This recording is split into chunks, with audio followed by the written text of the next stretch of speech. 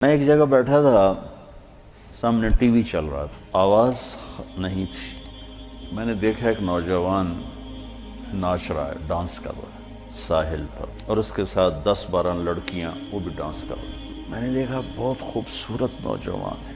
مجھے خیال آیا یہ جو اتنی بڑی گمراہی میں ہے اس کو ہدایت کیسے ملی، اور کون اسے جا کر اللہ کا پیغام سنائے گا۔ یہ وہیں بیٹھے بیٹھے ایک اس کی خوبصورتی اور جوانی پہ رحم آیا، ایک اس کے پلٹا کھانے کو میں نے بہت مشکل سمجھا۔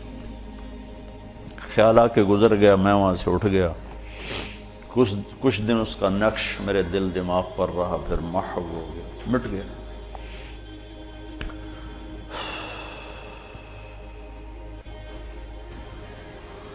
کراچی کا اجتماع تھا ستمبر میں،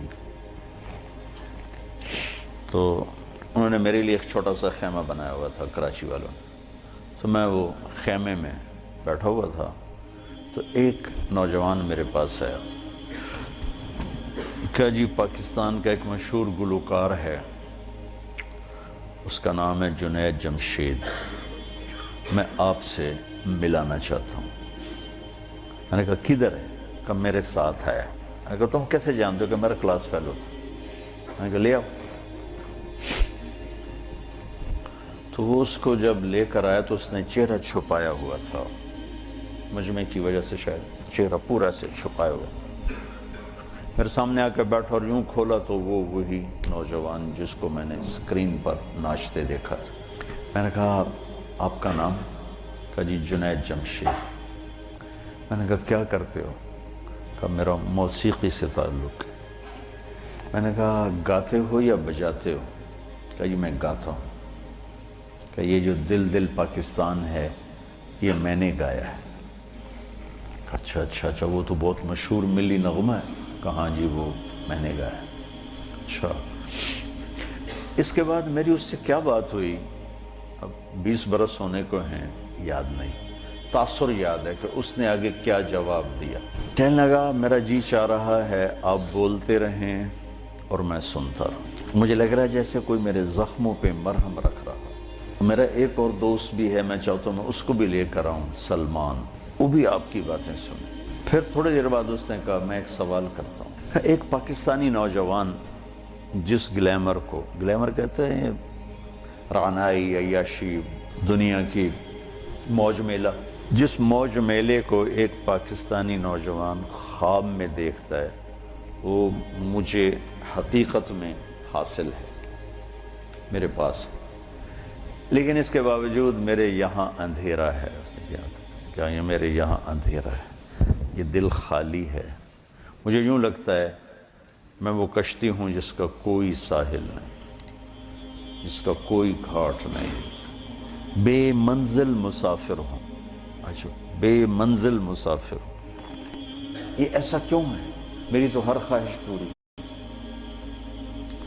میں نے کہا اللہ تعالیٰ نے انسان کو 2 چیزوں سے بنایا ہے، ایک جسم ہے، ایک روح ہے، ان دونوں کی ضروریات الگ الگ ہیں۔ جس کی ضرورت پوری نہیں ہوگی وہ فریاد کرے گا۔ جسم کو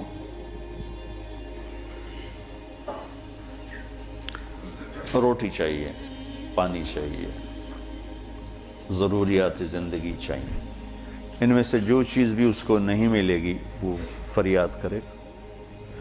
روح نہ عورت کو جانتی ہے، نہ روٹی کو جانتی ہے، نہ پانی کو جانتی ہے، نہ موسیقی کو جانتی ہے۔ روح ایک اللہ کا امر ہے جو صرف اللہ کو جانتا ہے، اسے اللہ چاہیے، اسے اللہ کا رسول چاہیے۔ تو جسم کو روٹی نہ ملے تو وہ پریشان ہوتا ہے، روح کو جب اللہ اس کا رسول کا تعلق نہیں ملتا تو وہ پریشان ہوتی ہے، پھر وہ پریشانی ویرانی بن کر جسم پہ طاری ہوتی ہے۔ پھر ہم اس کو دور کرنے کے لیے اس سے اور بڑی عیاشی میں جاتے ہیں کہ شاید ابھی کچھ کمی ہے، وہاں اس کی بھوک اور بڑھتی ہے، وہ اور فریاد کرتی ہے، پھر ہم اس سے بڑی عیاشی میں جاتے ہیں، پھر اس کی بھوک اور بڑھتی ہے، وہ اور فریاد کرتی ہے۔ اس قسم کا مضمون تھا، اس وقت ذرا تفصیل سے تھا، خلاصہ یہ۔ اور میں نے کہا اس کی مثال ایسے کہ درد ہو اس گھٹنے میں اور دوا لگے اس گھٹنے میں، تو دوا بھی جا رہا ہے اور درد بھی نہیں جا رہا. دوا لگ رہا ہے، درد نہیں جا رہا. کیوں؟ جہاں درد ہے وہاں دوا نہیں، جہاں دوا لگ رہا ہے وہاں درد کوئی نہیں، تو آرام کیسے آئے گا؟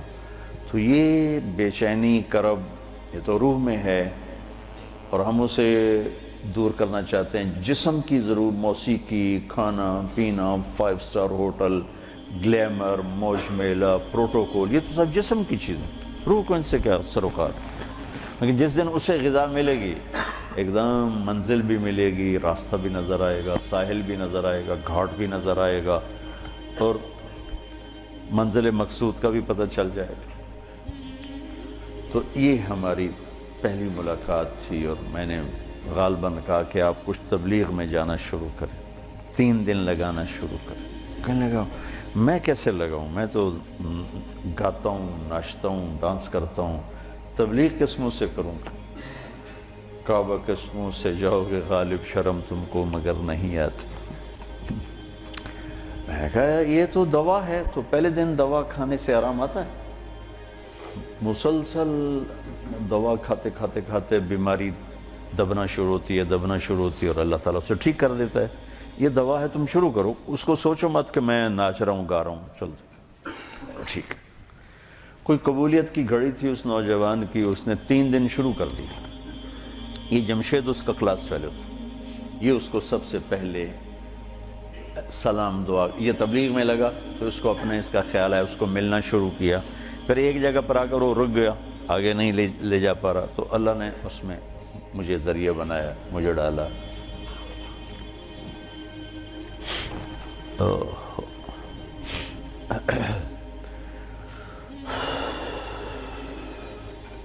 نومبر 1997 میں 4 مہینے کے لیے میری تشکیل ہوگی امریکہ. مستورات کی جماعت، میں اور اہلیہ اور لاہور کی جماعت تھی. میں لاس اینجلس میں تھا تو میں نے اسے فون کیا. تو اس زمانے میں یہ CLI پر نمبر نہیں آتا تھا، تو اور یہ اتنے موبائل فون یہاں اتنے تھے بھی نہیں، دوسرے فون تھے. تو میں نے اس کا فون نمبر لے لیا تھا، تو میں نے اسے لاس اینجلس سے فون کیا. کہنے لگا آپ کہاں سے بول رہے ہیں؟ میں نے کہا میں امریکہ میں ہوں، لاس اینجلس میں. کہنے لگا نہیں، میں کہا وہیں سے ہوں. کہا قسم اٹھائیں، قسم اٹھائیں. میں نے کہا چھوٹی سی بات پہ کیسے قسم اٹھاؤں؟ کہا نہیں یہ بہت بڑی بات ہے. میں نے کہا کیوں؟ اب میں ساری دنیا پھرتا ہوں، کبھی اپنی بیوی کو فون نہیں کیا، اب مجھے فون کیسے کر رہے ہیں؟ میں نے کہا یار تم سے محبت ہو گئی تھی اس لیے فون کر رہا ہوں. بس اس ایک فون نے نا اس کے دل میں میری محبت ڈالی. میں جب یہ حج پہ جاتا ہوں میرا 60-70 ہزار روپیہ صرف فون کا بل ہوتا ہے. 3000 تقریباً ریال میرا ہر سفر میں 15-20 دن میں میرا فون کا ہوتا ہے کہ میں ایسے فون کرتا رہتا ہوں. وہاں کا فون وہ ہزاروں بیانوں سے بڑھ کر ہوتا ہے. بیان تو ایک چھوٹی سی چیز ہے. مولانا صاحب رحمۃ اللہ علیہ فرمایا کرتے تھے کہ تبلیغ میں بیان کا اتنا ہی حصہ ہے جتنا جسم میں زبان کا. 6 فٹ کے جسم میں 5 فٹ 10 انچ 8 انچ کے جسم میں 2 انچ کی زبان ہے. اتنا ہی تبلیغ میں زبان کا حصہ ہے، بول کا، بیان کا. باقی لوگوں کو دل لینے کے لیے پتہ نہیں کیا کیا جتن ہے. تو اس پر اتنا اثر ہوا اس بات کا کہ انہوں نے مجھے امریکہ سے فون کیا. تو پھر میں اسے پورے سفر میں فون ملاتا رہا، اب یہاں ہوں، اب یہاں ہوں، اب کیا حال ہے، اب کیا حال ہے. تو اللہ نے اس کے دل میں میری محبت ڈال دی. پھر وہ چلے کے لیے نکلا. پہلے اس نے چلے لگایا، 3 چلے نے چلے لگایا. رائمنڈ آیا، ملا، میں نے بڑا پروٹوکول دیا، بہت پیار محبت، ہنسا کھیڑا. تو کرتے کرتے کرتے کرتے اس نے 3 چلے لگا، 3 چلے کے لیے نکل پڑا. یہ غالباً 2001 یا 2 اس کا مجھے پورا یاد نہیں ہے. تو اس وقت یہ 3 چلے کے لیے نکلا. تو اس نے مجھے بالا کوٹ سے فون کیا کہ مولانا میں اس وقت بالا کوٹ کی ایک پرانی مسجد ہے، اس میں ہماری جماعت ہے، باہر فرش ٹوٹا ہوا ہے، اس پر ایک پھٹی ہوئی چٹائی ہے، اس پر میں لیٹا ہوا آپ کو فون کر رہا ہوں، اور جس سکون چین کو میں 5 اسٹار ہوٹلوں میں ڈھونڈتا تھا وہ مجھے یہاں اس ٹوٹی ہوئی مسجد اور پھٹی ہوئی چٹائی پہ مل چکا ہے۔ مجھے یوں لگ رہا ہے میں ہوا میں اڑ جاؤں گا، بعین ہی اس کے یہ الفاظ تھے۔ تو میں نے کیا جواب دیا یاد نہیں، لیکن غالباً میں نے یہی کہا کہ اب روح تک اس کی غذا پہنچ گئی تو موج ہو گئی۔ یہ اس نوجوان کا ابتدائی سفر